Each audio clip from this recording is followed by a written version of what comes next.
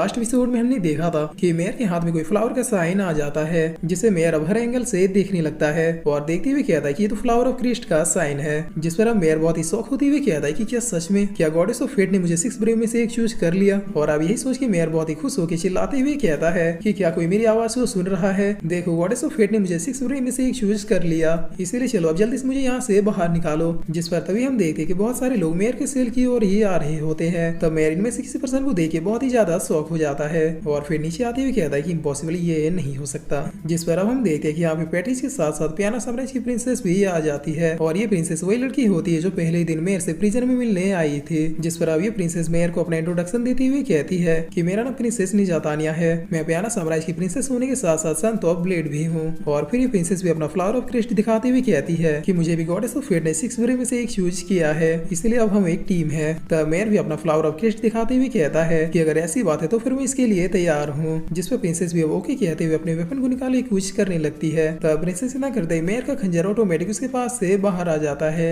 जिस पर अब प्रिंसेस अपनी पावर से इस खंजर के कई सारे क्लोन बना देती है जो अब मेयर के चारों ओर घूमने लगता है। और फिर प्रिंसेस मेयर से कहती है कि जरा संभल के। जिसके बाद प्रिंसेस इस पूरे सेल को ही काट देती है। तब ऐसा होते यहाँ पे खड़े सारे लोग नीचे गिर जाते हैं। जिस पर अब प्रिंसेस कहती है चलो हमें अब जल्दी से यहाँ से निकलना होगा। तब मेयर भी अब सीधे सेल से बाहर आ जाता है। जिस पर अब ईस्ट कैप्टन कहता है कि प्रिंसेस आप कोई गलती कर रही है, इसे प्लीज यहाँ से मत भागने दीजिए। तब प्रिंसेस सॉरी कहते हुए इस कैप्टन को भी सेल में धकेल देती है। जिस पर अब ये दोनों भागते हुए कहीं पे जाने लगते हैं। और अब हम देखते हैं कि इस प्रिजन विभाग के मेन गेट पे प्रिंसेस की मेट 2 घोड़ों के साथ खड़ी थी। तब प्रिंसेस अब एक घोड़े पे चढ़ते हुए मेयर से कहती है कि जल्दी करो। जिस पर मेयर कहता है कि वाह, तूने तो सारी तैयारी पहले ही कर रखी है। तब प्रिंसेस कहती है कि यस चलो अब चलते हैं। और अब ये दोनों बहुत ही तेज से सीधे इस रॉयल पैलेस से निकलने लगते हैं, जहाँ बने सैनिकों को बिल्कुल भी आइडिया नहीं था कि आखिर अभी चल क्या रहा है। इसीलिए इनके कुछ समझने से पहले प्रिंसेस और मेयर रॉयल पैलेस से निकल जाते हैं। जिस पर अब ये लोग सीधे फॉरेस्ट की ओर जाने लगते हैं। तब मेयर कहता है कि रॉयल हॉर्सेस वाकई में काफी फास्ट है। जिस पर प्रिंसेस कहती है कि यस अब वो लोग हमें कैच नहीं कर सकते। तब मेयर कहता है कि रूल के हिसाब से अब हमें आयरन हिल से होते हुए होली डीमन लैंड पहुंचना होगा, क्योंकि ब्रेव ऑफ 6 फ्लावर के सारे मेंबर वहीं पे इकट्ठा होने वाले हैं। जिस पर प्रिंसेस कहती है कि यस मैं भी यही कहने वाली थी। तब मेयर कहता है कि लेकिन वहाँ पे जाने से पहले मुझे अपनी हिडन प्लेस में जाना है ताकि मैं वहाँ से अपने कुछ जरूरी सामानों को ले लूं। और अब इसी तरह चलते चलते मेयर अपनी हिडन प्लेस में पहुंच जाता है, जहाँ से वो अपने सारे जरूरी सामानों को ले लेता है।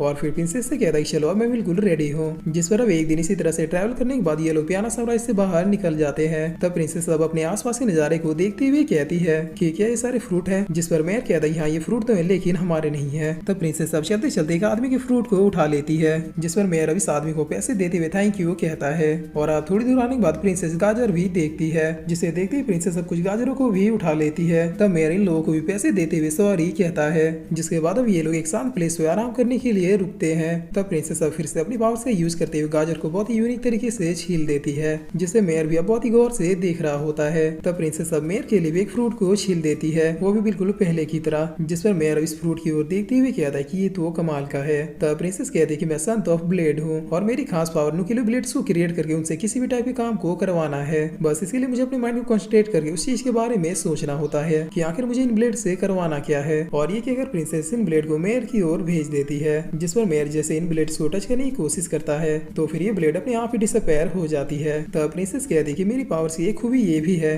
कि कोई भी पर्सन मेरे अलावा इन ब्लेड्स को यूज नहीं कर सकता। जिस पर मेयर कहता है कि वाव सन की पावर तो वाकई में कमाल की है। तब प्रिंसेस कहती है कि क्या तुम कुछ और कमाल देखना चाहोगे। और ये कहकर प्रिंसेस फिर से अपनी पावर से यूज करते हुए यहाँ पे बहुत सारे ब्लेड्स को क्रिएट कर लेती है और सीधे इन ब्लेड से मेयर के ऊपर अटैक करना शुरू कर देती है। जिस पर मेयर अब इन ब्लेडों से बचते हुए कहता है कि आखिर तुम ये क्या कर रही हो, मैं तुम्हारी पावर्स को अच्छी तरीके से समझ गया, इसलिए अब जल्दी से इसे रोक दो। तब प्रिंसेस कहती है कि क्या तुम्हें नहीं लगता कि इसमें फन है, चलो मेरे अटैकों को डॉज करके दिखा। जिस पर मेयर अपने स्वॉर्ड से इन अटैकों को डॉज करते हुए कहता है कि पागल प्रिंसेस रुक जाओ, ये मजाक अब बहुत हुआ। जिससे सुनकर प्रिंसेस भी रुक जाती है और फिर मेयर से माफी मांगते हुए कहती है कि प्लीज मुझे माफ कर दो, मैं फन के चक्कर में कुछ ज्यादा ही एक्साइटेड हो गई थी। जिस पर मेयर प्रिंसेस पास आते हुए कहता है कि आखिर तुम्हें हो क्या गया था, बस 1-2 इंच से बच गया वरना वो ब्लेड तो मेरे बॉडी के आर पार हो ही जाते। तभी प्रिंसेस मेयर से और भी ज्यादा माफी मांगते हुए कहती है कि प्लीज मुझे माफ कर दो, आज से पहले कभी भी मैंने अपनी लाइफ में इतना ज्यादा एंजॉय नहीं किया, इसीलिए एक्साइटमेंट में ये सब हो गया। जिस पर मेयर कहता है कि ठीक है तुम्हें इस तरह से मुझसे माफी मांगने की जरूरत नहीं है, तुम एक प्रिंसेस और मुझसे माफी मांग रही हो तो मुझे ये अजीब लग रहा है। जिस पर प्रिंसेस कहती है कि वेल तुम वाकई में एक काइंड हार्टेड पर्सन हो और मुझे इस बात की बेहद खुशी है कि मैं तुम्हारे साथ इस सफर पे निकली, क्योंकि रॉयल पैलेस में रह के मैं बहुत ही ज्यादा बोर हो गई थी। जिस पर मेयर कहता है ठीक है अब हमें यहाँ से निकलना चाहिए। और अब ये लोग फिर से अपने अगले डेस्टिनी की ओर बढ़ने लगते हैं, जो कि यहाँ से 500 कोस दूर आयरन हिल था। तब चलते चलते ये लोग आपस में बहुत सारी बातें करते हैं, जैसे कि डीमन लॉर्ड को कैसे खत्म करना है, हमसे पहले जो 6 ब्रेव थे वो लोग कैसे मरे, और आखिर हमारी टीम में किस टाइप के पर्सन हो सकते हैं। जिस पर अब ऐसे ही चलते चलते रात हो जाती है। तब ये लोग एक टूटे हुए खंडर में शेल्टर लगाते हैं, जिस पर प्रिंसेस मेयर से पूछती है